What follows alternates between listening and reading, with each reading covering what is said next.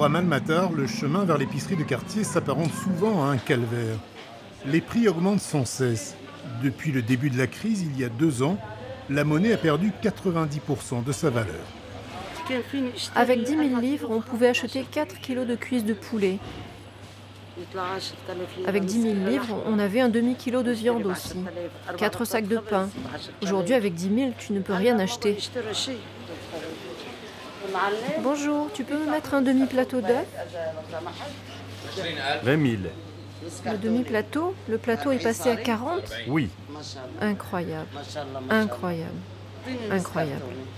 Et la situation empire de jour en jour. Tu le vois de tes propres yeux. Le magasin est à moitié vide et les gens n'achètent rien. Ça fait 6 500. Elle est à combien la tomate? 7 000. 7 000, et là j'ai moins d'1 kilo. Et le pain est passé à combien? Aujourd'hui, 3 500. Il est passé à 3 500. Entre fin juin et fin août, le pain a augmenté de 28%. Le pouvoir d'achat des Libanais s'érode un peu plus chaque jour. Leur morale aussi. La vie devient très difficile, déprimante. Amal Matar et sa famille vivent au-dessus d'un des nombreux groupes électrogènes qui, faute de carburant, ne peuvent plus suppléer les carences d'électricité du Liban que quelques heures par jour. Amal vit avec son frère aîné militaire en retraite, la femme de celui-ci et leur petit garçon de 2 ans et demi. Ça, ce sont des repas donnés par l'église Saint-Doumite. On a eu à manger aujourd'hui. Grâce à Dieu, il nous en reste pour demain. Il y a aussi une association qui nous donnera à manger demain.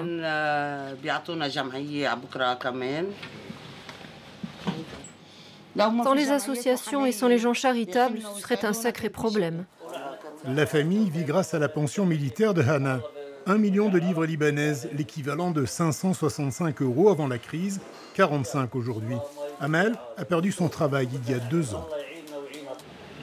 On n'allait jamais voir les associations, on était très à l'aise financièrement. Le dollar n'était pas encore monté à ce point et ce que l'on gagnait nous suffisait grâce à Dieu. Maintenant, ça ne vaut plus rien. Ici, il n'y a pas de vie, il n'y a pas de sécurité, il n'y a pas de nourriture, il n'y a pas de médicaments, il n'y a pas d'eau, il n'y a pas d'électricité, il n'y a rien. On est des morts vivants. Notre âme est morte et notre corps est vivant, en théorie.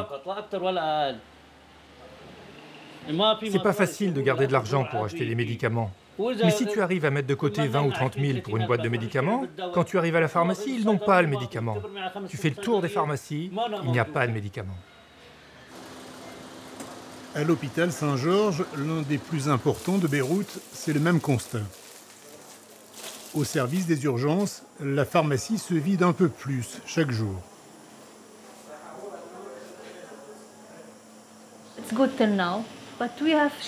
Jusqu'à présent, ça va. Mais on a des ruptures pour certains médicaments.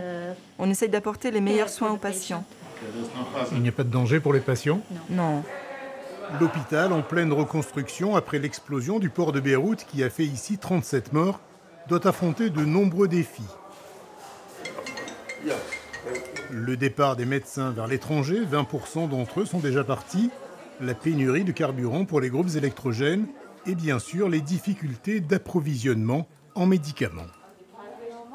On manque de quelques produits anesthésiques, mais nos anesthésistes arrivent à endormir les patients et à faire les chirurgies qu'il faut en utilisant d'autres médicaments qui existent. Donc on arrive toujours à jongler entre ce qui est présent et ce qui est absent pour l'instant. Mais si ça continue comme ça va être plus difficile.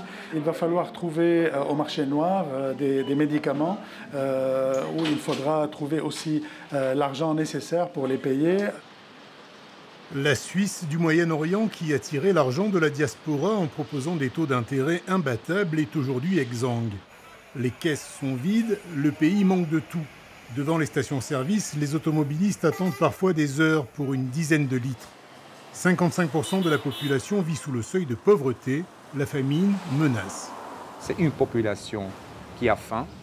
C'est une population qui voit la tension sectaire monter. Vous avez tous les ingrédients, n'est-ce pas, d'une guerre civile de nouveau. C'est l'existence même du Liban qui est en jeu. Parce que l'État l'État libanais n'a plus les ressources pour subsister. Nous sommes en chute libre, il n'y a pas de parachute. Et s'il y avait un parachute, un programme avec le FMI, il n'y a personne pour l'ouvrir.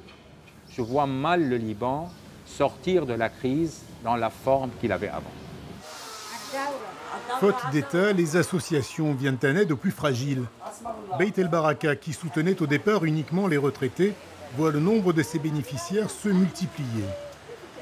Pour Maya Ibrahim Shah, la fondatrice de l'association, la situation actuelle est la conséquence de l'incurie de la classe politique en place depuis la fin de la guerre civile.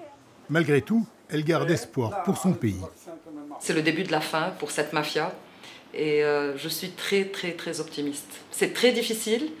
Nous passons par une situation qui est quand même extrêmement difficile et extrêmement effrayante pour une grande catégorie de Libanais qui sont surtout les personnes âgées et les personnes qui ont un bébé. Mais on va s'en sortir, on va y arriver. Alors là, on a un exemple parfait de la corruption, l'électricité du Liban, EDL, l'institution corrompue par excellence. Ça fait 12 ans, par exemple, qu'on nous parle de... Ah voilà, c'est revenu.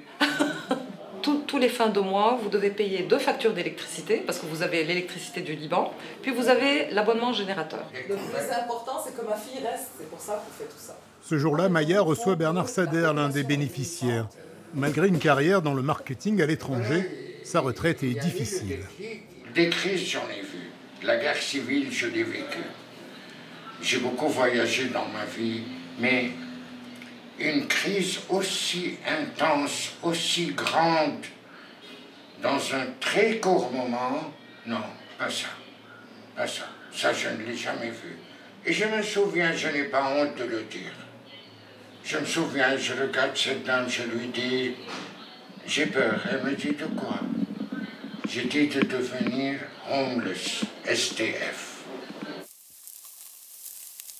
Dans les montagnes de Hartaba, à une 50aine de kilomètres de Beyrouth, les agriculteurs de Beit El Baraka travaillent pour l'avenir.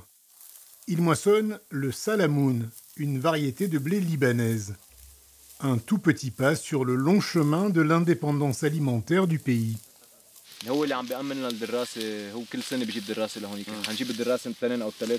C'est un peu des mauvaises décisions politiques et économiques sur les dernières 30 années qui nous ont menés jusqu'aujourd'hui. On importe la majorité de notre bouffe au lieu de la planter. Et nous, on essaye de prendre le chemin contraire, de replanter ce qu'on mange, l'essentiel. Hein. Les récoltes sont distribuées aux victimes de la crise économique. Les terrains sont mis à disposition de l'association par des particuliers. En échange, Beit El Baraka nettoie et remet en état. Gagnant-gagnant pour tout le monde. Pour eux, pour nous qui travaillons et pour les bénéficiaires de Beit El Baraka. Retour à Beyrouth, dans un quartier résidentiel. Stéphanie Maklouf travaille depuis quelques mois comme concierge dans cet immeuble.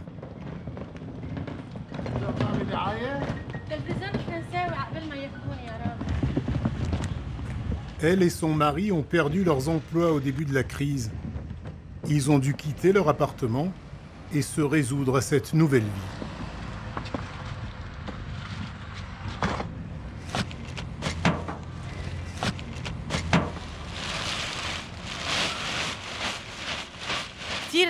Ma vie a beaucoup changé. Je ne suis pas bien dans ma peau, je ne suis pas heureuse. C'est de la fatigue psychique, de la fatigue physique. Quand je regarde ma fille comme ça, je me dis, qu'est-ce que ses copains vont dire d'elle? Stéphanie ne reçoit pas de salaire, elle bénéficie juste de ce petit logement. Avec sa fille handicapée qui ne peut pas avoir de soins, faute de budget, elle a perdu tout espoir. Même celui né au moment de la révolte sociale de 2019. Nos parents se disaient que ça allait s'arranger. Nous, aujourd'hui, on se dit que ça va s'arranger et puis nos enfants vont faire pareil. Non, ça ne s'arrangera pas. Il vaut mieux qu'on parte parce que ça ne s'arrangera pas. Tant que les politiques se mangeront le bec et que les révolutionnaires se feront réprimer, ça ne marchera pas. Dans un Beyrouth en pleine reconstruction, les équipes de l'association Beit El Baraka, après avoir remis en état plus d'une centaine d'appartements, s'attaquent aux façades et à l'embellissement de ce quartier. Les travaux sont supervisés par de jeunes architectes libanais qui, eux, ont fait le choix de rester au pays. C'est grave, mais on a espoir pour le futur, pour notre Liban. Ce n'est pas le Liban que nous souhaitons, mais on va travailler pour le faire. Ouais. Vous comptez rester ici? Vous avez envie de partir à l'étranger? Non. Non, on reste ici pour reconstruire le Liban, notre Liban. À notre image.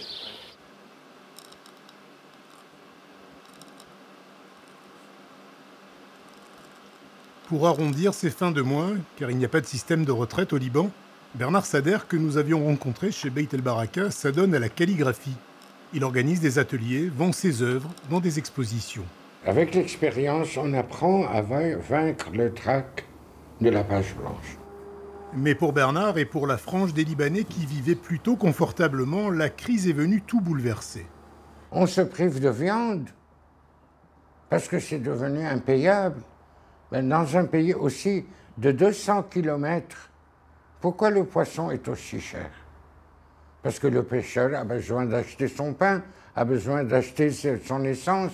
Donc, l'effet de l'hyperinflation, oui, va nous priver et nous a privés de beaucoup de choses.